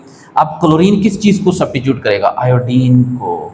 तो बच्चों क्या बन जाएगा हमारे पास, K तो अपनी जगह पर रहेगा, आयोडाइड की जगह Cl क्लोराइड आ जाएगा, प्लस आयोडीन अलग हो जाएगा। जब अलग होगा इसके साथ I2 लिखेंगे। बच्चों बैलेंस करना है, Cl यहाँ 2 है, यहाँ 1 है, 2 लगा देंगे। पोटाशियम यहाँ पर अब 2 बन गए, यहाँ पर 1 है, 2 लगा देंगे। आयोडीन भी अब यहाँ पर 2 है, यहाँ पर ये 2 है। अच्छा बताएं ब्रोमीन किसको सब्स्टिट्यूट करेगा, किसको ऑक्सीडाइज करेगा, सिर्फ आयोडीन को। तो क्या लिखेंगे, Br2 कैन ऑक्सीडाइज कौन सी चीज़ बेटा, आयोडाइड आयन को। यहाँ इक्वेशन क्या लिखेंगे, Br2 प्लस पोटाशियम आयोडाइड क्या बन जाएगा, जरा देखें, K आयोडीन को रिप्लेस कर देगा, KBr प्लस साथ क्या लिख देंगे, आयोडीन, I2 बन जाएगा। Br 2 है, यहाँ पर 1 है, 2 लगा देंगे। पोटाशियम यहाँ 2 है, यहाँ 1 है, 2 लगा देंगे। आयोडीन यहाँ पर 2 है, यहाँ पर भी 2 है। बच्चों ये याद रख लेना, क्लोरीन फ्लोरीन को नहीं सब्स्टिट्यूट कर सकता या ऑक्सीडाइज कर सकता, ब्रोमीन इन दोनों को सब्स्टिट्यूट नहीं कर सकता, आयोडीन इन तीनों को सब्स्टिट्यूट नहीं कर सकता। अगर इस तरीके से क्वेश्चन आ जाए ना, Br2 प्लस KCl, तो चलें कितने बच्चे हैं जो ये रिएक्शन कर सकेंगे, शाबाश जल्दी बताएं, कितने स्टूडेंट हैं जो कर लेंगे, शाबाश बहुत सारे बच्चों ने ये कर लिया होगा, Cl की जगह Br लगा दिया होगा, ये वाला रिएक्शन कर दिया होगा ना, KBr प्लस Cl2, Cl की जगह Br आ गया और इक्वेशन बैलेंस भी कर ली होगी। बच्चों ये रिएक्शन नहीं हो सकता भाई, ये रिएक्शन नहीं हो सकता, क्यों, क्योंकि ब्रोमीन वीक ऑक्सीडाइजिंग एजेंट है देन क्लोरीन, तो वीक स्ट्रांग वाले को ऑक्सीडाइज नहीं कर सकता या स्ट्रांग को रिप्लेस नहीं कर सकता। देखे ना बेटा, अगर यहाँ पर एक बंदा बैठा हुआ है जो कमजोर सा है, उसको कौन रिप्लेस करेगा, कौन उसको कुर्सी से हटाएगा, जो ताकतवर होगा। अगर उससे भी कोई कमजोर आ गया तो वो उसको नहीं हटा सकेगा। तो इस बात का ख्याल रखना है कि कौन सा रिएक्शन हो सकता है, कौन सा नहीं हो सकता। Hydrogen halides and their thermal stability. बेटा पहले हम लोग समझ लेते हैं कि हैलाइड क्या चीज होते हैं, फिर हम लोग समझ लेते हैं कि हाइड्रोजन हैलाइड क्या है और फिर इनकी थर्मल स्टेबिलिटी। बेटा हैलाइड कौन से होते हैं, वो कंपाउंड जिनमें हैलोजन का आयन मौजूद होता है। हैलाइड आयन कौन से होते हैं, ये है ना क्लोराइड आयन है, अगर इससे पहले K लग जाएगा तो ये कंपाउंड कहलाएगा हैलाइड। अगर KBr बन गया हैलाइड, NaCl ये भी हैलाइड है क्योंकि इसके अंदर हैलाइड आयन मौजूद है, हैलोजन का आयन। अब बच्चों हाइड्रोजन हैलाइड, यानी ये हैलाइड तो हूँ लेकिन उनसे पहले ये जो चीज है ना, पोटाशियम हमने लगाई है या सोडियम, इनकी जगह क्या लगा देना है, हाइड्रोजन, तो ये कहलाएंगे हाइड्रोजन हैलाइड। हाइड्रोजन जब हैलोजन के साथ रिएक्ट करती है तो जो कंपाउंड बनते हैं वो कंपाउंड कहलाते हैं हाइड्रोजन हैलाइड। जैसे आप जरा देखें ना, हाइड्रोजन है H2, हैलोजन को हम लोग ज़ाहिर करते हैं X2 से, क्या बन जाएगा HX। इक्वेशन बैलेंस करने के लिए यहाँ हाइड्रोजन 2 है, यहाँ 1 है, 2 लगा देंगे। हैलोजन भी यहाँ पर 2 होगा, यहाँ पर ये 2। तो ये वाला कंपाउंड जो बनाया ना, जब हाइड्रोजन ने हैलोजन से रिएक्ट किया है तो ये वाला जो कंपाउंड बनाया है, ये कंपाउंड कहलाता है हाइड्रोजन हैलाइड। Hydrogen halide. यहाँ एक्स का मतलब हैलोजन है, यानी या तो फ्लोरीन है या क्लोरीन है या ब्रोमीन है या आयोडीन या एस्टेटीन। बेटा जरा देखे ना, H2 यानी हाइड्रोजन जब फ्लोरीन से रिएक्ट करेगा तो कौन सा कंपाउंड बनेगा? HF, hydrogen fluoride. ये भी एक हाइड्रोजन हैलाइड है। इक्वेशन बैलेंस करने के लिए यहाँ हाइड्रोजन 2 हैं तो यहाँ 2 लगा देंगे, फ्लोरीन यहाँ पर भी 2 हो गए, यहाँ पर भी 2। ये एक हाइड्रोजन हैलाइड है। इसी तरीके से हाइड्रोजन जब Cl2 के साथ रिएक्ट करता है तो क्या बना देता है? HCl। तो जरा देखें, ये भी एक हाइड्रोजन हैलाइड है। ये हाइड्रोजन हैलाइड नहीं है, ये हाइड्रोजन हैलाइड नहीं है। बहुत सारे बच्चे कह देते हैं जी ये पूरे का पूरा हाइड्रोजन हैलाइड है। नहीं, ये वाली चीज़ जो बनी है ना, हाइड्रोजन जब किसी हैलोजन के साथ यानी फ्लोरीन, क्लोरीन, ब्रोमीन, आयोडीन वगैरह के साथ रिएक्ट करती है तो जो नया कंपाउंड बनता है ना, वो वाला कंपाउंड क्या कहलाता है? हाइड्रोजन हैलाइड कहलाता है। अब बच्चों अगर हाइड्रोजन ब्रोमीन के साथ रिएक्ट कर जाए तो ये वाला जो कंपाउंड बनेगा HBr, ये हाइड्रोजन ब्रोमाइड है, इसे हाइड्रोजन हैलाइड भी आप कह सकते हैं। इक्वेशन बैलेंस करने के लिए यहाँ पर 2 लगा देंगे। बेटा H2 आयोडीन के साथ जब रिएक्ट करता है हाइड्रोजन आयोडाइड बनता है। इक्वेशन बैलेंस करने के लिए 2 लगा देंगे। ये हाइड्रोजन आयोडाइड है, इसे आप हाइड्रोजन हैलाइड भी कह सकते हैं। तो बेटा ये वाले जो कंपाउंड है ना, ये वाले जितने भी कंपाउंड हैं, ये वाले कंपाउंड कहलाते हैं हाइड्रोजन हैलाइड्स। अब इनकी थर्मल स्टेबिलिटी, थर्मल स्टेबिलिटी किसको कहते हैं भाई? बॉन्ड की मजबूती को। हाइड्रोजन और हैलोजन के दरमियान बॉन्ड है ना, देखें H और F के दरमियान बॉन्ड है, ये वाला बॉन्ड कोवलेंट बॉन्ड। इस तरीके से हाइड्रोजन और Cl के दरमियान बॉन्ड है, हाइड्रोजन और ब्रोमीन के दरमियान बॉन्ड है, हाइड्रोजन और आयोडीन के दरमियान बॉन्ड है। तो बेटा इस बॉन्ड की जो स्ट्रेंथ है ना, बॉन्ड स्ट्रेंथ, बॉन्ड की मजबूती, ये क्या कहलाती है? Thermal stability. और ये सिर्फ हाइड्रोजन हैलाइड की नहीं, किसी भी कंपाउंड की थर्मल स्टेबिलिटी हो सकती है। जिस कंपाउंड में भी बॉन्ड होगा उस बॉन्ड की मजबूती को उस कंपाउंड की थर्मल स्टेबिलिटी कहेंगे। यहाँ पर हाइड्रोजन हैलाइड की बात कर रहे हैं तो हाइड्रोजन और हैलोजन के दरमियान ये जो बॉन्ड होता है ना, इस बॉन्ड की जो स्ट्रेंथ है उसे क्या कहते हैं? Thermal stability. तो मैं यहाँ पर लिख देता हूँ, थर्मल स्टेबिलिटी का मतलब क्या होता है?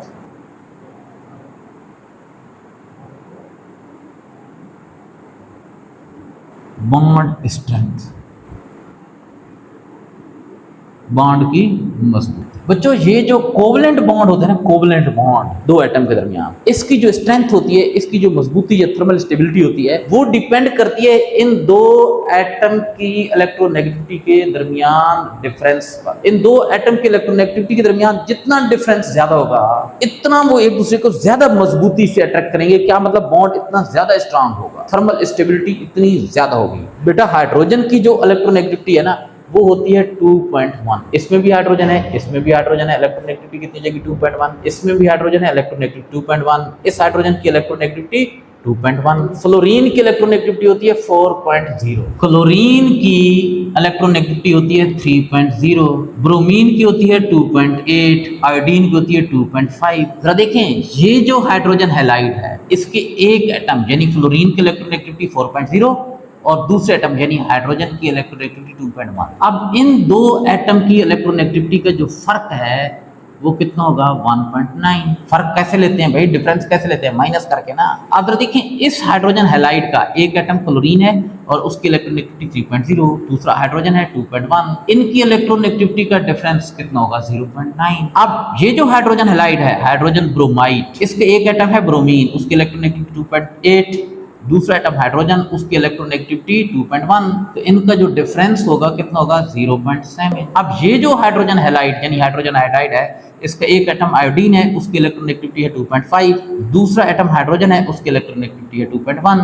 इन दोनों का डिफरेंस कितना हो जाएगा? 0.4। अब जरा बताएं कौन सा हाइड्रोजन हैलाइड है जिसके एटम की इलेक्ट्रोनेगेटिविटी का डिफरेंस सबसे ज्यादा है? तो ये वाला बॉन्ड सबसे ज्यादा मजबूत है, फिर ये वाला बॉन्ड मजबूत है, फिर ये वाला, और इन चारों में सबसे जो कमजोर बॉन्ड है वो हाइड्रोजन और आयोडीन के दरमियान है। तो क्या मतलब? Thermal stability top to bottom decrease करती है। थर्मल स्टेबिलिटी यानी बॉन्ड स्ट्रेंथ डिपेंड किस पर करती है? दो एटम जिनके दरमियान कोवलेंट बॉन्ड पाया जाता है, उन एटम की इलेक्ट्रोनेगेटिविटीज के दरमियान डिफरेंस पर। जितना डिफरेंस ज्यादा होगा, बॉन्ड इतना ज्यादा स्ट्रांग होगा। क्या मतलब? थर्मल स्टेबिलिटी उतनी ज्यादा होगी। तो क्या लिखेंगे? In hydrogen halide thermal stability decreases down the group.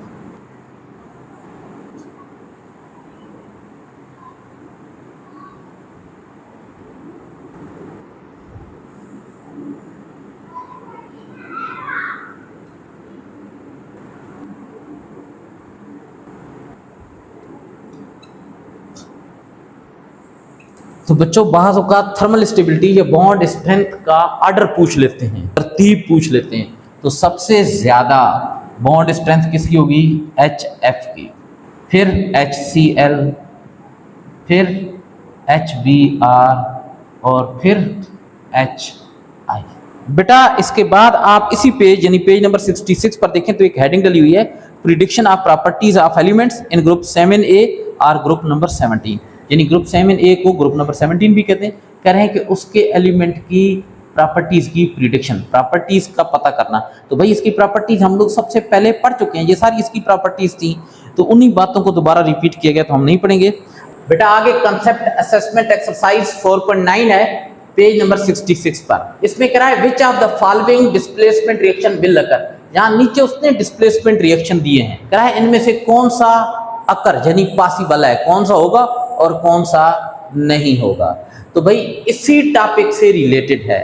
हमें पता है ना कि फ्लोरीन इन तीनों को रिप्लेस या डिस्प्लेस कर सकती है। क्लोरीन इसे नहीं कर सकती, इन दोनों को कर सकती है। ब्रोमीन इन दो को नहीं कर सकती, इसको कर सकती है। और आयोडीन इनमें से किसी को भी डिस्प्लेस नहीं कर सकती। जरा देखें क्लोरीन, यहाँ पर फ्लोरीन की जगह ले रही है, क्या मतलब फ्लोराइड को डिस्प्लेस कर रही है।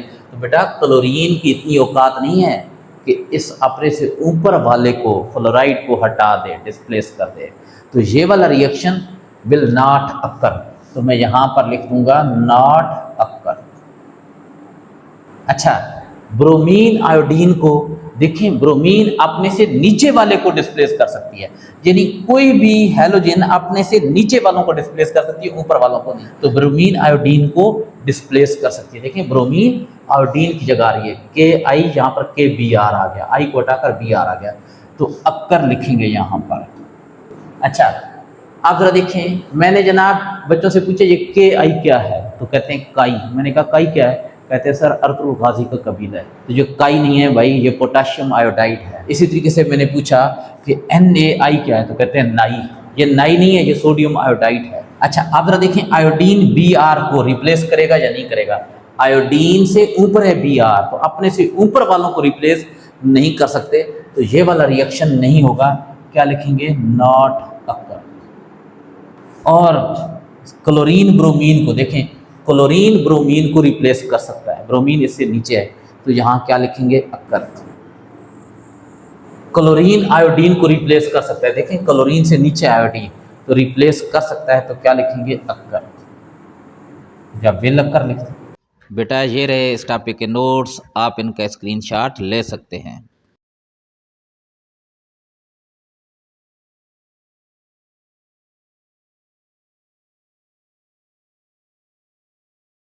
नोबल गैसेस, बेटा नोबल गैसेस को इनर्ट गैसेस या प्रीशियस गैसेस भी कहते हैं।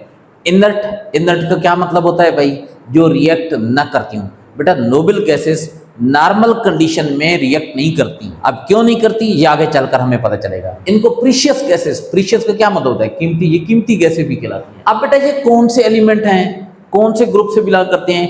पीरियोडिक टेबल का जो सबसे आखिर वाला ग्रुप है, जिसको ग्रुप नंबर 8A या ग्रुप नंबर 18 या उसको जीरो ग्रुप भी कहा जाता है। तो ये कौन से एलिमेंट हैं बेटा, एलिमेंट्स ऑफ ग्रुप 8A या फिर 18 या जीरो ग्रुप के जो एलिमेंट होते हैं, जीरो ग्रुप भी, ये तीनों नाम ना एक ही ग्रुप के हैं। अगर आप पीरियोडिक टेबल के आखिरी ग्रुप को देखें तो उसमें सबसे ऊपर है हीलियम, फिर neon, argon, krypton, xenon, radon और सबसे आखिर में ऑर्गेनिसॉन है। तो कौन कौन से एलिमेंट हैं ये जरा देखिए, यहाँ पर मैंने लिख भी दिए हैं, helium, neon, argon, krypton, xenon, radon, oganesson. या ऑर्गेनिसॉन का एक और नाम भी है अनऑक्टियम। अन का मतलब होता है 1, फिर अन आ गया, क्या मतलब दोबारा अन, ऑक्ट 8 को बोलते हैं। IUM एलिमेंट के नाम के बाद लगा देते हैं। तो कौन कौन से एलिमेंट है जनाब, helium, neon, argon, krypton, xenon, radon, oganesson. अब बेटा इनके आखिरी शेल में कितने इलेक्ट्रॉन होते हैं, नंबर ऑफ वैलेंस इलेक्ट्रॉन। ये बेटा पीरियोडिक टेबल का ऐसा ग्रुप है जिसके हर एलिमेंट के आखिरी शेल कंप्लीट होता है। जितने भी एलिमेंट हैं उनके आखिरी शेल में 8 इलेक्ट्रॉन पूरे होते हैं। क्या मतलब ऑक्टेट कंप्लीट होता है, सिवाय हीलियम के। हीलियम के आखिरी शेल में 2 इलेक्ट्रॉन होते हैं। हम लोग कहते हैं हीलियम का डुप्लेट कंप्लीट है। हीलियम का क्या होता है, हीलियम के आखिरी शेल में 2 इलेक्ट्रॉन होते हैं, 2 वैलेंस इलेक्ट्रॉन। ठीक है जी। बाकी ऑल अदर नोबल गैसेस, उनके आखिरी शेल में 8 इलेक्ट्रॉन होते हैं, 8 वैलेंस इलेक्ट्रॉन। बेटा अगर आखिरी शेल में 2 इलेक्ट्रॉन हो तो हम लोग कहते हैं डुप्लेट कंप्लीट है, डुप्लेट कंप्लीट। और अगर आखिरी शेल में 8 इलेक्ट्रॉन हो तो हम लोग कहते हैं इनका ऑक्टेट कंप्लीट है। बेटा अगर डुप्लेट कंप्लीट हो या ऑक्टेट कंप्लीट हो तो हम लोग कहते हैं ये चीज स्टेबल है। स्टेबल क्या मतलब, रिएक्ट नहीं करती। हम लोगों ने ऊपर पढ़ा है ना, ये इनर्ट गैसेस होती है। क्या मतलब, रिएक्ट नहीं करती नॉर्मल कंडीशन में। उसकी वजह क्या होती है, क्योंकि इनका आखिरी शेल कंप्लीट होता है, यानी इनके आखिरी शेल में 8 इलेक्ट्रॉन, इनका ऑक्टेट कंप्लीट होता है और हीलियम का डुप्लेट कंप्लीट होता है। अब जरा देखिए आगे यही बात आ गई रिएक्टिविटी, ये कितना रिएक्ट करती हैं। तो very less reactive with other element, दूसरे एलिमेंट के साथ बहुत कम रिएक्टिविटी शो करती हैं।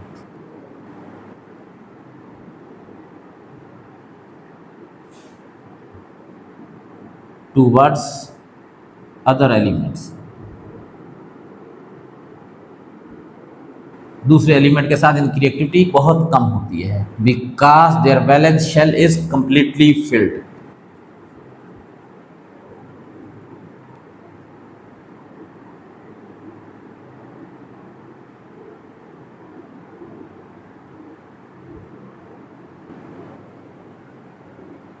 अब बेटा इनका मॉलिक्यूल किस शक्ल में होता है, भाई इनका आखिरी शेल कंप्लीट होता है, लिहाजा इनको किसी और एटम के साथ जुड़कर यानी बॉन्ड बनाकर रहने की जरूरत नहीं होती। तो इनका एक एक एटम अलग से स्टेबल होता है। हम लोग कहते हैं ये मोनो एटॉमिक गैसेस हैं। क्योंकि बेटा इनके एक एक एटम अलग से स्टेबल होता है तो लिहाजा वही एक एटम इनका मॉलिक्यूल भी कहलाता है। तो हम लोग कहते हैं इनके मोनो एटॉमिक मॉलिक्यूल होते हैं। तो हम लोग क्या लिखेंगे, मोनो एटॉमिक गैसेस। मोनो का मतलब समझे ना, मोनो का मतलब होता है एक एटॉमिक एटम, यानी ऐसी गैसेस जिनका मॉलिक्यूल एक एटम से बना होता है। जरा देखें हीलियम, हीलियम के नीचे हम लोगों ने 2 3 वगैरह नहीं लिखा। हाइड्रोजन के नीचे क्या लिखते थे, 2, क्योंकि उसका एक मॉलिक्यूल 2 एटम से डाई एटॉमिक होता। क्लोरीन के नीचे भी Cl2 लिखते थे। लेकिन ये जितनी भी नोबल गैसेस हैं इनमें से किसी के साथ नीचे हम लोग 2 नहीं लिखेंगे। या हम लोग क्या कहते हैं, मोनो एटॉमिक मॉलिक्यूल्स।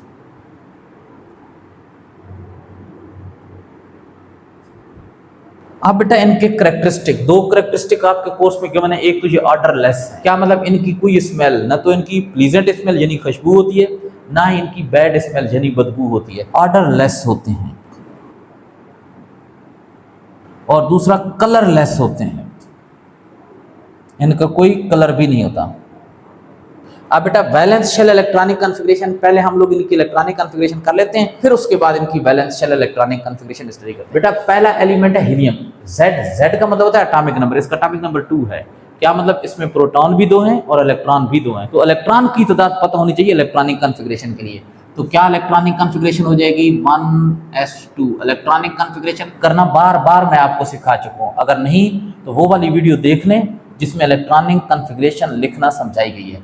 अब नियॉन का एटॉमिक नंबर 10, यानी इसमें 10 इलेक्ट्रॉन है। तो क्या इलेक्ट्रॉनिक कॉन्फ़िगरेशन हो जाएगी 1s2 2s2 2p6। देखिए ना, ये 2 इलेक्ट्रॉन 1s में हो गए, 2 2s में हो गए, 4 हो गए और 6 2p में हो गए, 10 पूरे हो गए। आर्गन में 18 है, तो क्या इलेक्ट्रॉनिक कॉन्फ़िगरेशन हो जाएगी 1s2 2s2 2p6 3s2 3p6। Krypton में 36 हैं, क्या इलेक्ट्रॉनिक कॉन्फ़िगरेशन हो जाएगी 1s2 2s2 2p6 3s2 3p6 4s2 3d10 4p6।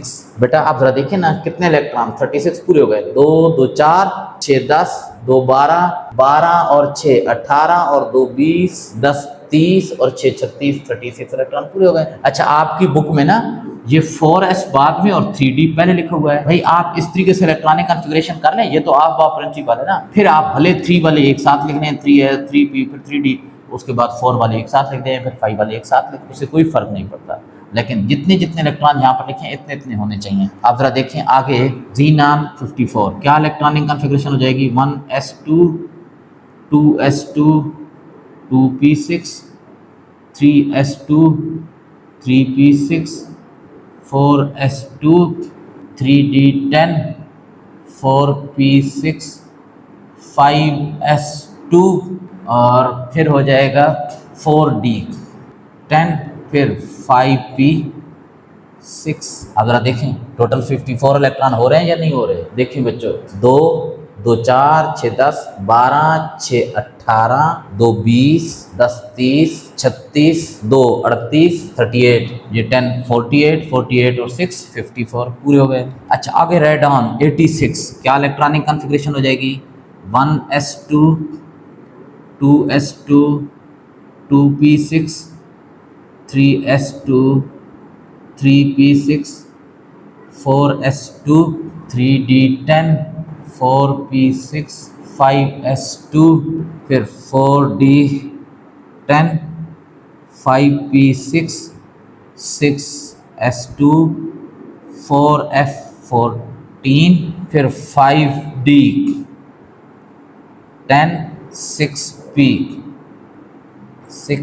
देखें इनके इलेक्ट्रॉन 2 2 4 6 10 2 12 6 18 2 20 10 30 6 36 36 and 2 38 10 48 48 और 6 54 54 और 2 56 56 and 14 70 10 80 80 और 6 86। अब बच्चों ऑर्गेनिसॉन या अनऑक्टियम क्या इलेक्ट्रॉनिक कॉन्फ़िगरेशन हो जाएगी, 1s2 2s2 2p6 3s2 3p6 4s2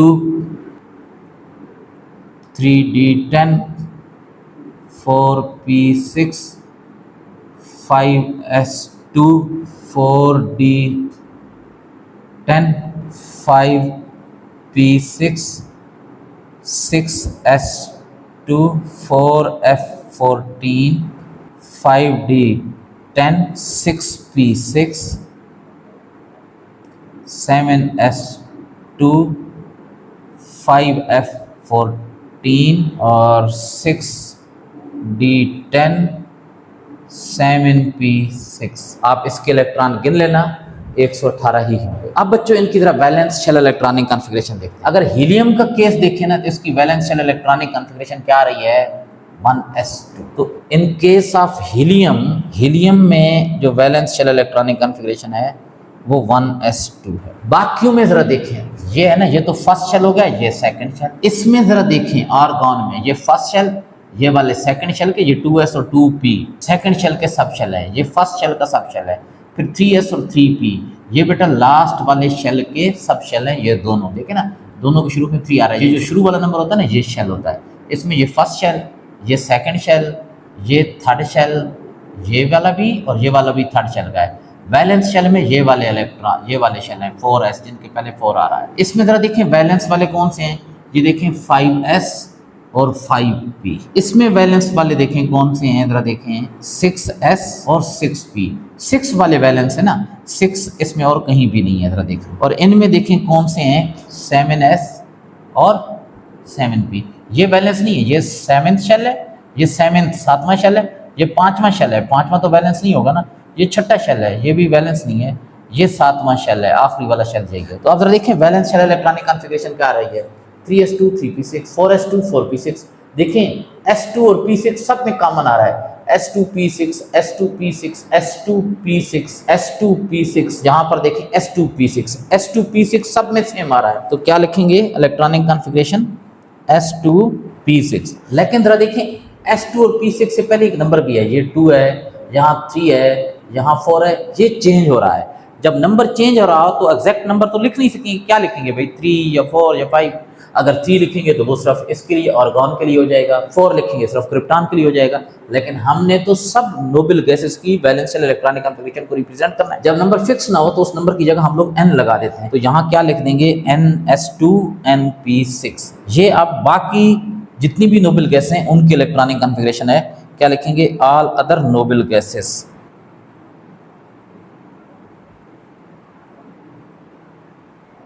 noble gases की वैलेंस शेल इलेक्ट्रॉनिक कॉन्फ़िगरेशन ये होगी। अब बेटा ये जो नोबल गैसेस हैं ये कहाँ इस्तेमाल होती हैं? भाई इनका बहुत ज़्यादा इस्तेमाल है। जरा देखें, नियॉन साइन लाइटनिंग में बाज़ औक़ात आप लोगों ने बाहर होटल पर या दुकानों पर या मेडिकल के जो सेंटर होते हैं, क्लिनिक्स वगैरह, उनके ऊपर ऐसी लाइट्स देखी होंगी जो नाम लिखा हुआ रोशनी की शक्ल में, लाइट की शक्ल में नाम लिखा हुआ आता है और चल रहा होता है, या नाम की सूरत में वो लिखा होता है और ऑन होता है, ऑफ होता है, ऑन होता है, ऑफ होता है। तो वो क्या होते हैं? उन्हें हम लोग कहते हैं neon sign, neon board.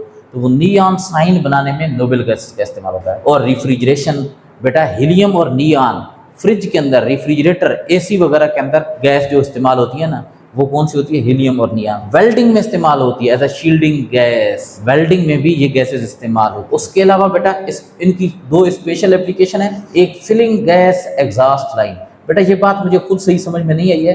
Exhaust line वो होती हैं जिनसे गैसेस बाहर निकलती हैं, ये अक्सर गर्म होती हैं, सलेंसर वगैरह या जो फैक्ट्रियों की चिमनी होती है उन्हें एग्जॉस्ट लाइन कहते हैं। अब उनमें फिलिंग गैस के तौर पर ये इस्तेमाल होती है। अब पता नहीं इसका क्या मतलब है, कहाँ पर इसकी फिलिंग होती है, बरकफ आपने इसको याद रख लेना है। सही, shielding gas in certain industrial process. बहुत सारे इंडस्ट्रियल प्रोसेस में ना रिएक्शन को बचाना होता है, तो रिएक्शन बचाने के लिए जो गैस इस्तेमाल होती हैं वो नोबल गैसेस होती हैं, और इस वजह से इन्हें शील्डिंग गैस यानी दूसरी चीज़ों को प्रोटेक्ट करने के लिए ये इस्तेमाल होती हैं, शील्ड कवर कर लेती हैं। बेटा ये रहे इस टॉपिक के नोट्स, आप इनका स्क्रीनशॉट ले सकते हैं।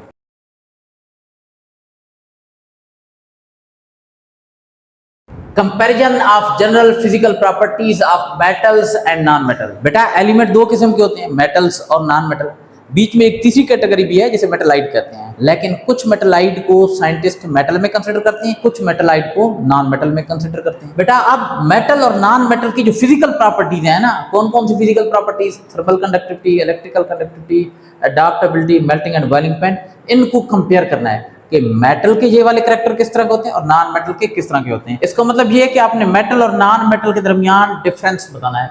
मेटल्स और हमने इधर क्या लिख दिया, नॉन मेटल। बेटा थर्मल कंडक्टिविटी, कंडक्ट करने का मतलब क्या होता है? चीज को एक जगह से दूसरी जगह पहुंचाना। बेटा मेटल में से थर्मल यानी हीट पास हो जाती है। अगर आप मेटल का एक रॉड लेना, एक बड़ा सा रॉड ले लें, जैसे ये है ना, सरिया सा एक ले लें, स्टील के एक रॉड ले लें 2-2.5 फुट, उसके एक साइड को आप हीट करना शुरू करें, आप देखेंगे दूसरी साइड से जहाँ से आपने पकड़ा होगा ना, वो वाली साइड भी हीट अप होना शुरू हो जाएगी, गर्म होना शुरू हो जाएगी। वजह क्या है? जहाँ पर आपने उसको हीट यानी आग में रखा हुआ था ना, वहाँ से हीट उसने कंडक्ट की और हीट दूसरी साइड पर पहुँच गई है। बेटा जितनी भी मेटल्स होती हैं वो हीट की बहुत गुड कंडक्टर होती हैं, वो हीट को एक जगह से दूसरी जगह ईजिली ट्रांसफ़र कर सकती हैं, लेकिन नॉन मेटल में ऐसा नहीं होता। नॉन मेटल हीट की गुड कंडक्टर नहीं होती, वो हीट को एक जगह से दूसरी जगह इजीली कंडक्ट नहीं कर सकती। यही वजह होती है कि जो कुकिंग का बर्तन यानी फ्राई पैन या वो जो चम्मच वगैरह बड़ा होता है, वो सारे का सारा मेटल यानी स्टील का बना होता है, लेकिन जहाँ से उसको पकड़ते हैं ना, वहां पर या तो वुड या फिर प्लास्टिक लगा होता है। वजह क्या है? स्टील या आयरन मेटल है, और मेटल हीट का कंडक्टर है, वो वहां से हीट को जहाँ तक पहुंचा देता है। लकड़ी और प्लास्टिक नॉन मेटल होते हैं, उनमें से हीट नहीं गुजर सकती। इस वजह से जहाँ से हम लोग पकड़ते हैं वो जगह गर्म नहीं होती।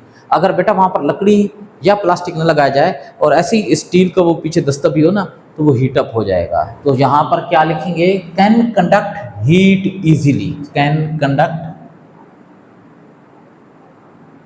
Heat easily.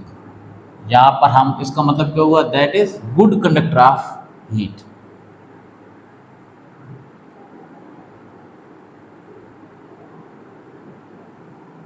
इसमें क्या लिखेंगे? Can not conduct heat easily.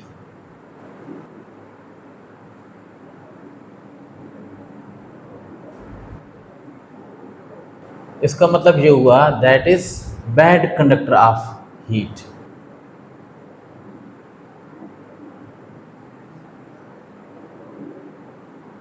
Non metal जो थी। इलेक्ट्रिकल कंडक्टिविटी, क्या मतलब? इनमें से बिजली भी पास हो सकती है। इलेक्ट्रिसिटी एक जगह से दूसरी जगह पहुंचानी हो तो मेटल का इस्तेमाल करते हैं। बेटा वायर्स है ना जो हम घरों में इस्तेमाल करते हैं, बटन से पंखे तक, जब बटन से लाइट तक जा रही होती हैं, या बेटा जो ट्रांसमिशन लाइन होती हैं जो खंभों के ऊपर लगी होती हैं वो एल्यूमिनियम की बनी होती हैं, और जो घरों में हम लोग बिजली की तारें इस्तेमाल करते हैं वो कॉपर यानी मेटल है।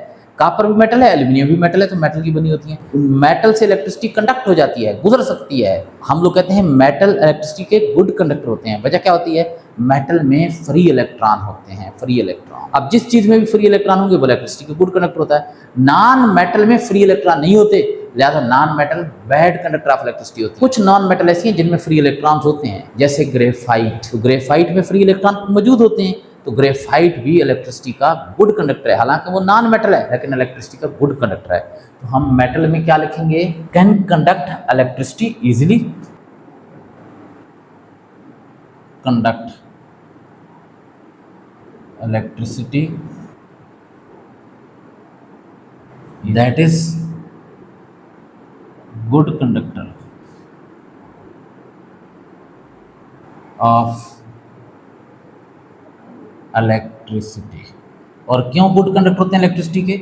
Due to the presence of free electron.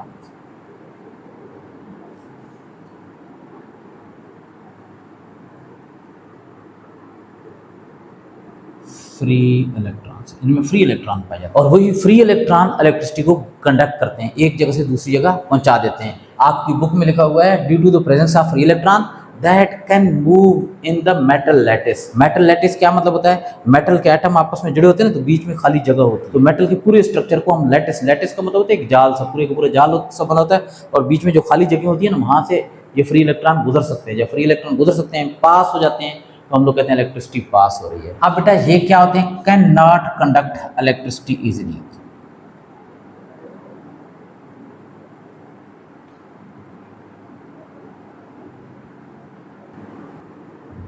इनमें से बिजली आसानी से नहीं गुजर सकती, therefore bad conductor of electricity.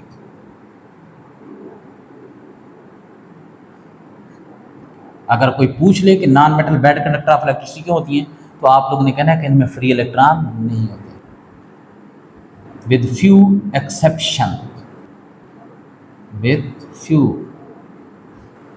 Exceptions. कुछ एक्सेप्शंस भी हैं, यानी कुछ चीजें ऐसी हैं जो नॉन मेटल है लेकिन उनमें से इलेक्ट्रिसिटी गुजर सकती है, with few exceptions, like for example graphite. Graphite non metal है लेकिन उसमें से इलेक्ट्रिसिटी गुजर सकती है। वजह क्या है? क्योंकि ग्रेफाइट में फ्री इलेक्ट्रॉन पाए जाते हैं। एडाप्टेबिलिटी, एडाप्टेबिलिटी क्या होती है? यानी ये मुख्तलिफ शेप्स को अडाप्ट कर लेते हैं, इनको मुख्तलिफ शेप्स में मोड़ा जा सकता है, चेंज किया जा सकता है। बेटा मेटल की दो खूबियाँ होती हैं, मेलेबिलिटी यानी ये मेलेबल होते हैं, और डक्टाइल होते हैं। Metals are malleable and ductile.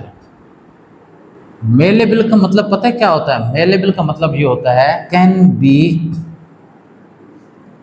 Converted into sheets, sheets on pressing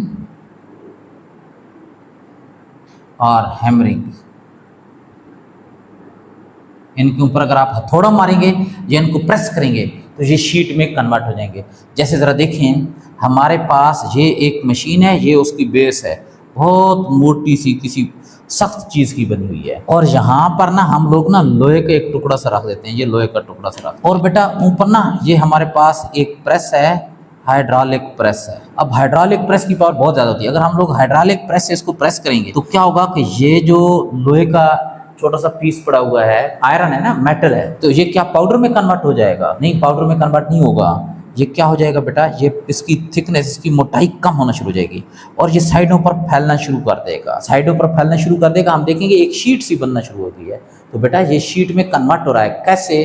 press करने पर। या अगर आप लोग जो ऊपर से हाइड्रोलिक प्रेस से प्रेस न करें और ऊपर से इसकी हैमरिंग, हथौड़ा मारना शुरू कर दें, तभी क्या होगा? इसकी मोटाई कम होना शुरू हो जाएगी, और ये क्या होना शुरू हो जाएगा? चौड़ाई में बढ़ना शुरू कर देगा। तो चौड़ाई में बढ़ना शुरू कर देगा, आप देखेंगे शीट सी बनना शुरू हो गई है। क्या मतलब? हैमरिंग से शीट बन रही है। जब ऊपर हथौड़ा मारते हैं ना, तो वो भी प्रेशर एक्सर्ट कर रहा होता है।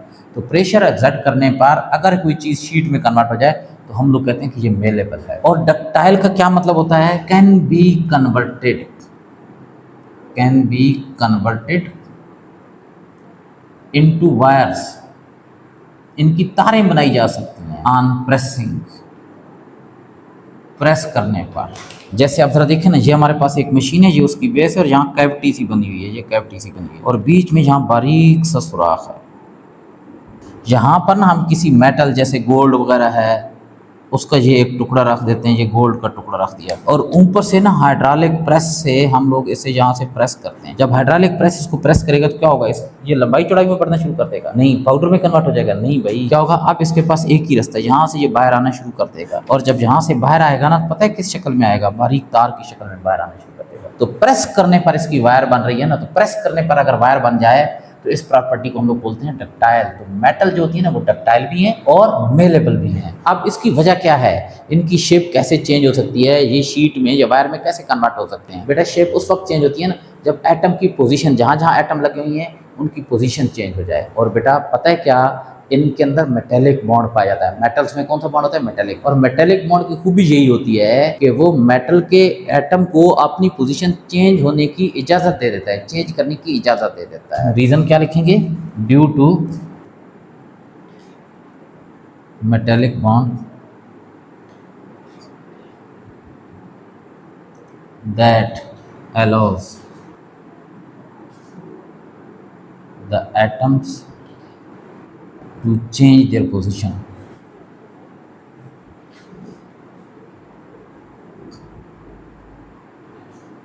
without breaking the bond।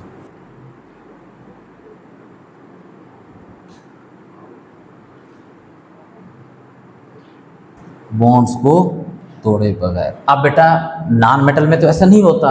ज़रा देखिए ना, अगर ये आप लोगों के पास मशीन की बेस है और यहाँ पर आप कार्बन यानी कोयले का टुकड़ा रख देते हैं, कोयले का टुकड़ा रख दिया और ऊपर से आप प्रेस करते हैं, जो ऊपर हथौड़ा मारते हैं, तो क्या उसकी भी शीट बन जाएगी? नहीं बेटा, क्या होगा, वो तो बिल्कुल पाउडर में कन्वर्ट हो जाएगा, टूट जाएगा। तो बेटा हम लोग कहते हैं कि ये मेलेबल और डक्टाइल नहीं होती बल्कि ये ब्रिटल होती हैं। ब्रिटल क्या मतलब है? प्रेस करने पर ये ब्रेक हो जाती हैं, टूट जाती हैं। Non metals are brittle.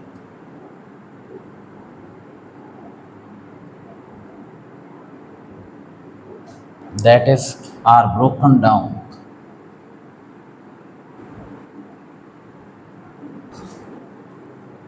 into pieces on hammering। अब बेटा मेल्टिंग और बॉइलिंग पॉइंट, मेटल का मेल्टिंग और बॉइलिंग पॉइंट तो बहुत हाई होता है भाई। आयरन है ना, उसका मेल्टिंग पॉइंट 1500, बाद बुक में 35, बाद बुक में 37 या 38 डिग्री सेंटीग्रेड लिखा होता है। कोई इतना ज़्यादा फ़र्क नहीं है, यानी 1500 और 30-35 डिग्री सेंटीग्रेड। और नॉन मेटल पानी का देख लें, मेल्टिंग पॉइंट कितना होता है? 0, ठीक है। और नॉन मेटल जो गैसेज हैं उनका मेल्टिंग पॉइंट तो माइनस में होता है, बहुत कम होता है। तो अब वजह क्या होती है कि मेटल का मेल्टिंग पॉइंट क्यों स्ट्रांग होता है? भाई मेटल्स का मेल्टिंग पॉइंट इस वजह से हाई होता है, इस वजह से वो ज़्यादा टेम्परेचर पर मेल्ट होती हैं यानी पिघलती हैं, क्योंकि उनके एटम के दरमियान स्ट्रॉन्ग मेटेलिक बॉन्ड पाया जाता है। और बेटा मेल्टिंग में क्या होता है? बॉन्ड को टूटना होता है ताकि एटम अलग अलग हो जाएं। मेल्टिंग के दौरान क्या होता है? एटम जो आपस में जुड़े होते हैं वो अलग अलग हो जाते हैं। तो जब स्ट्रॉन्ग बॉन्ड होगा तो उस स्ट्रॉन्ग बॉन्ड को तोड़ने के लिए हाई एनर्जी चाहिए होती है। हाई एनर्जी क्या मतलब? ज़्यादा टेम्परेचर चाहिए होता है। तो हम लोग कहते हैं इनका मेल्टिंग पॉइंट और बॉइलिंग पॉइंट हाई होता है। नॉन मेटल का मेल्टिंग और बॉइलिंग पॉइंट लो क्यों होता है?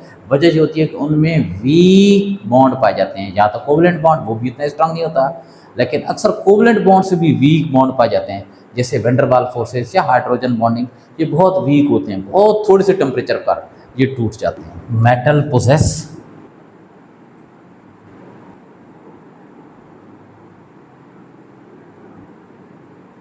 High melting and boiling points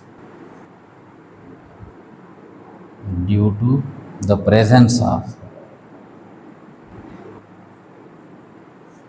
strong metallic bonds that require more energy to break। अब भाई नॉन मेटल्स का मेल्टिंग और बॉइलिंग पॉइंट क्या होता है? Very low. Non metals possess low melting and boiling points.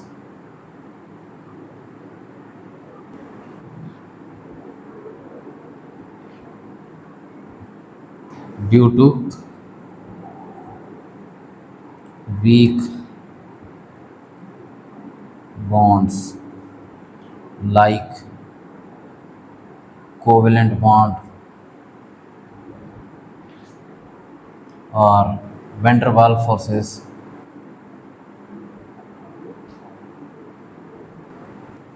or hydrogen bonding that require less energy to break. बेटा ये रहे इस टॉपिक के नोट्स, आप इनका स्क्रीनशॉट ले सकते हैं। इसके साथ ही ये चैप्टर बाय बाय और आप लोग अल्लाह हाफिज़।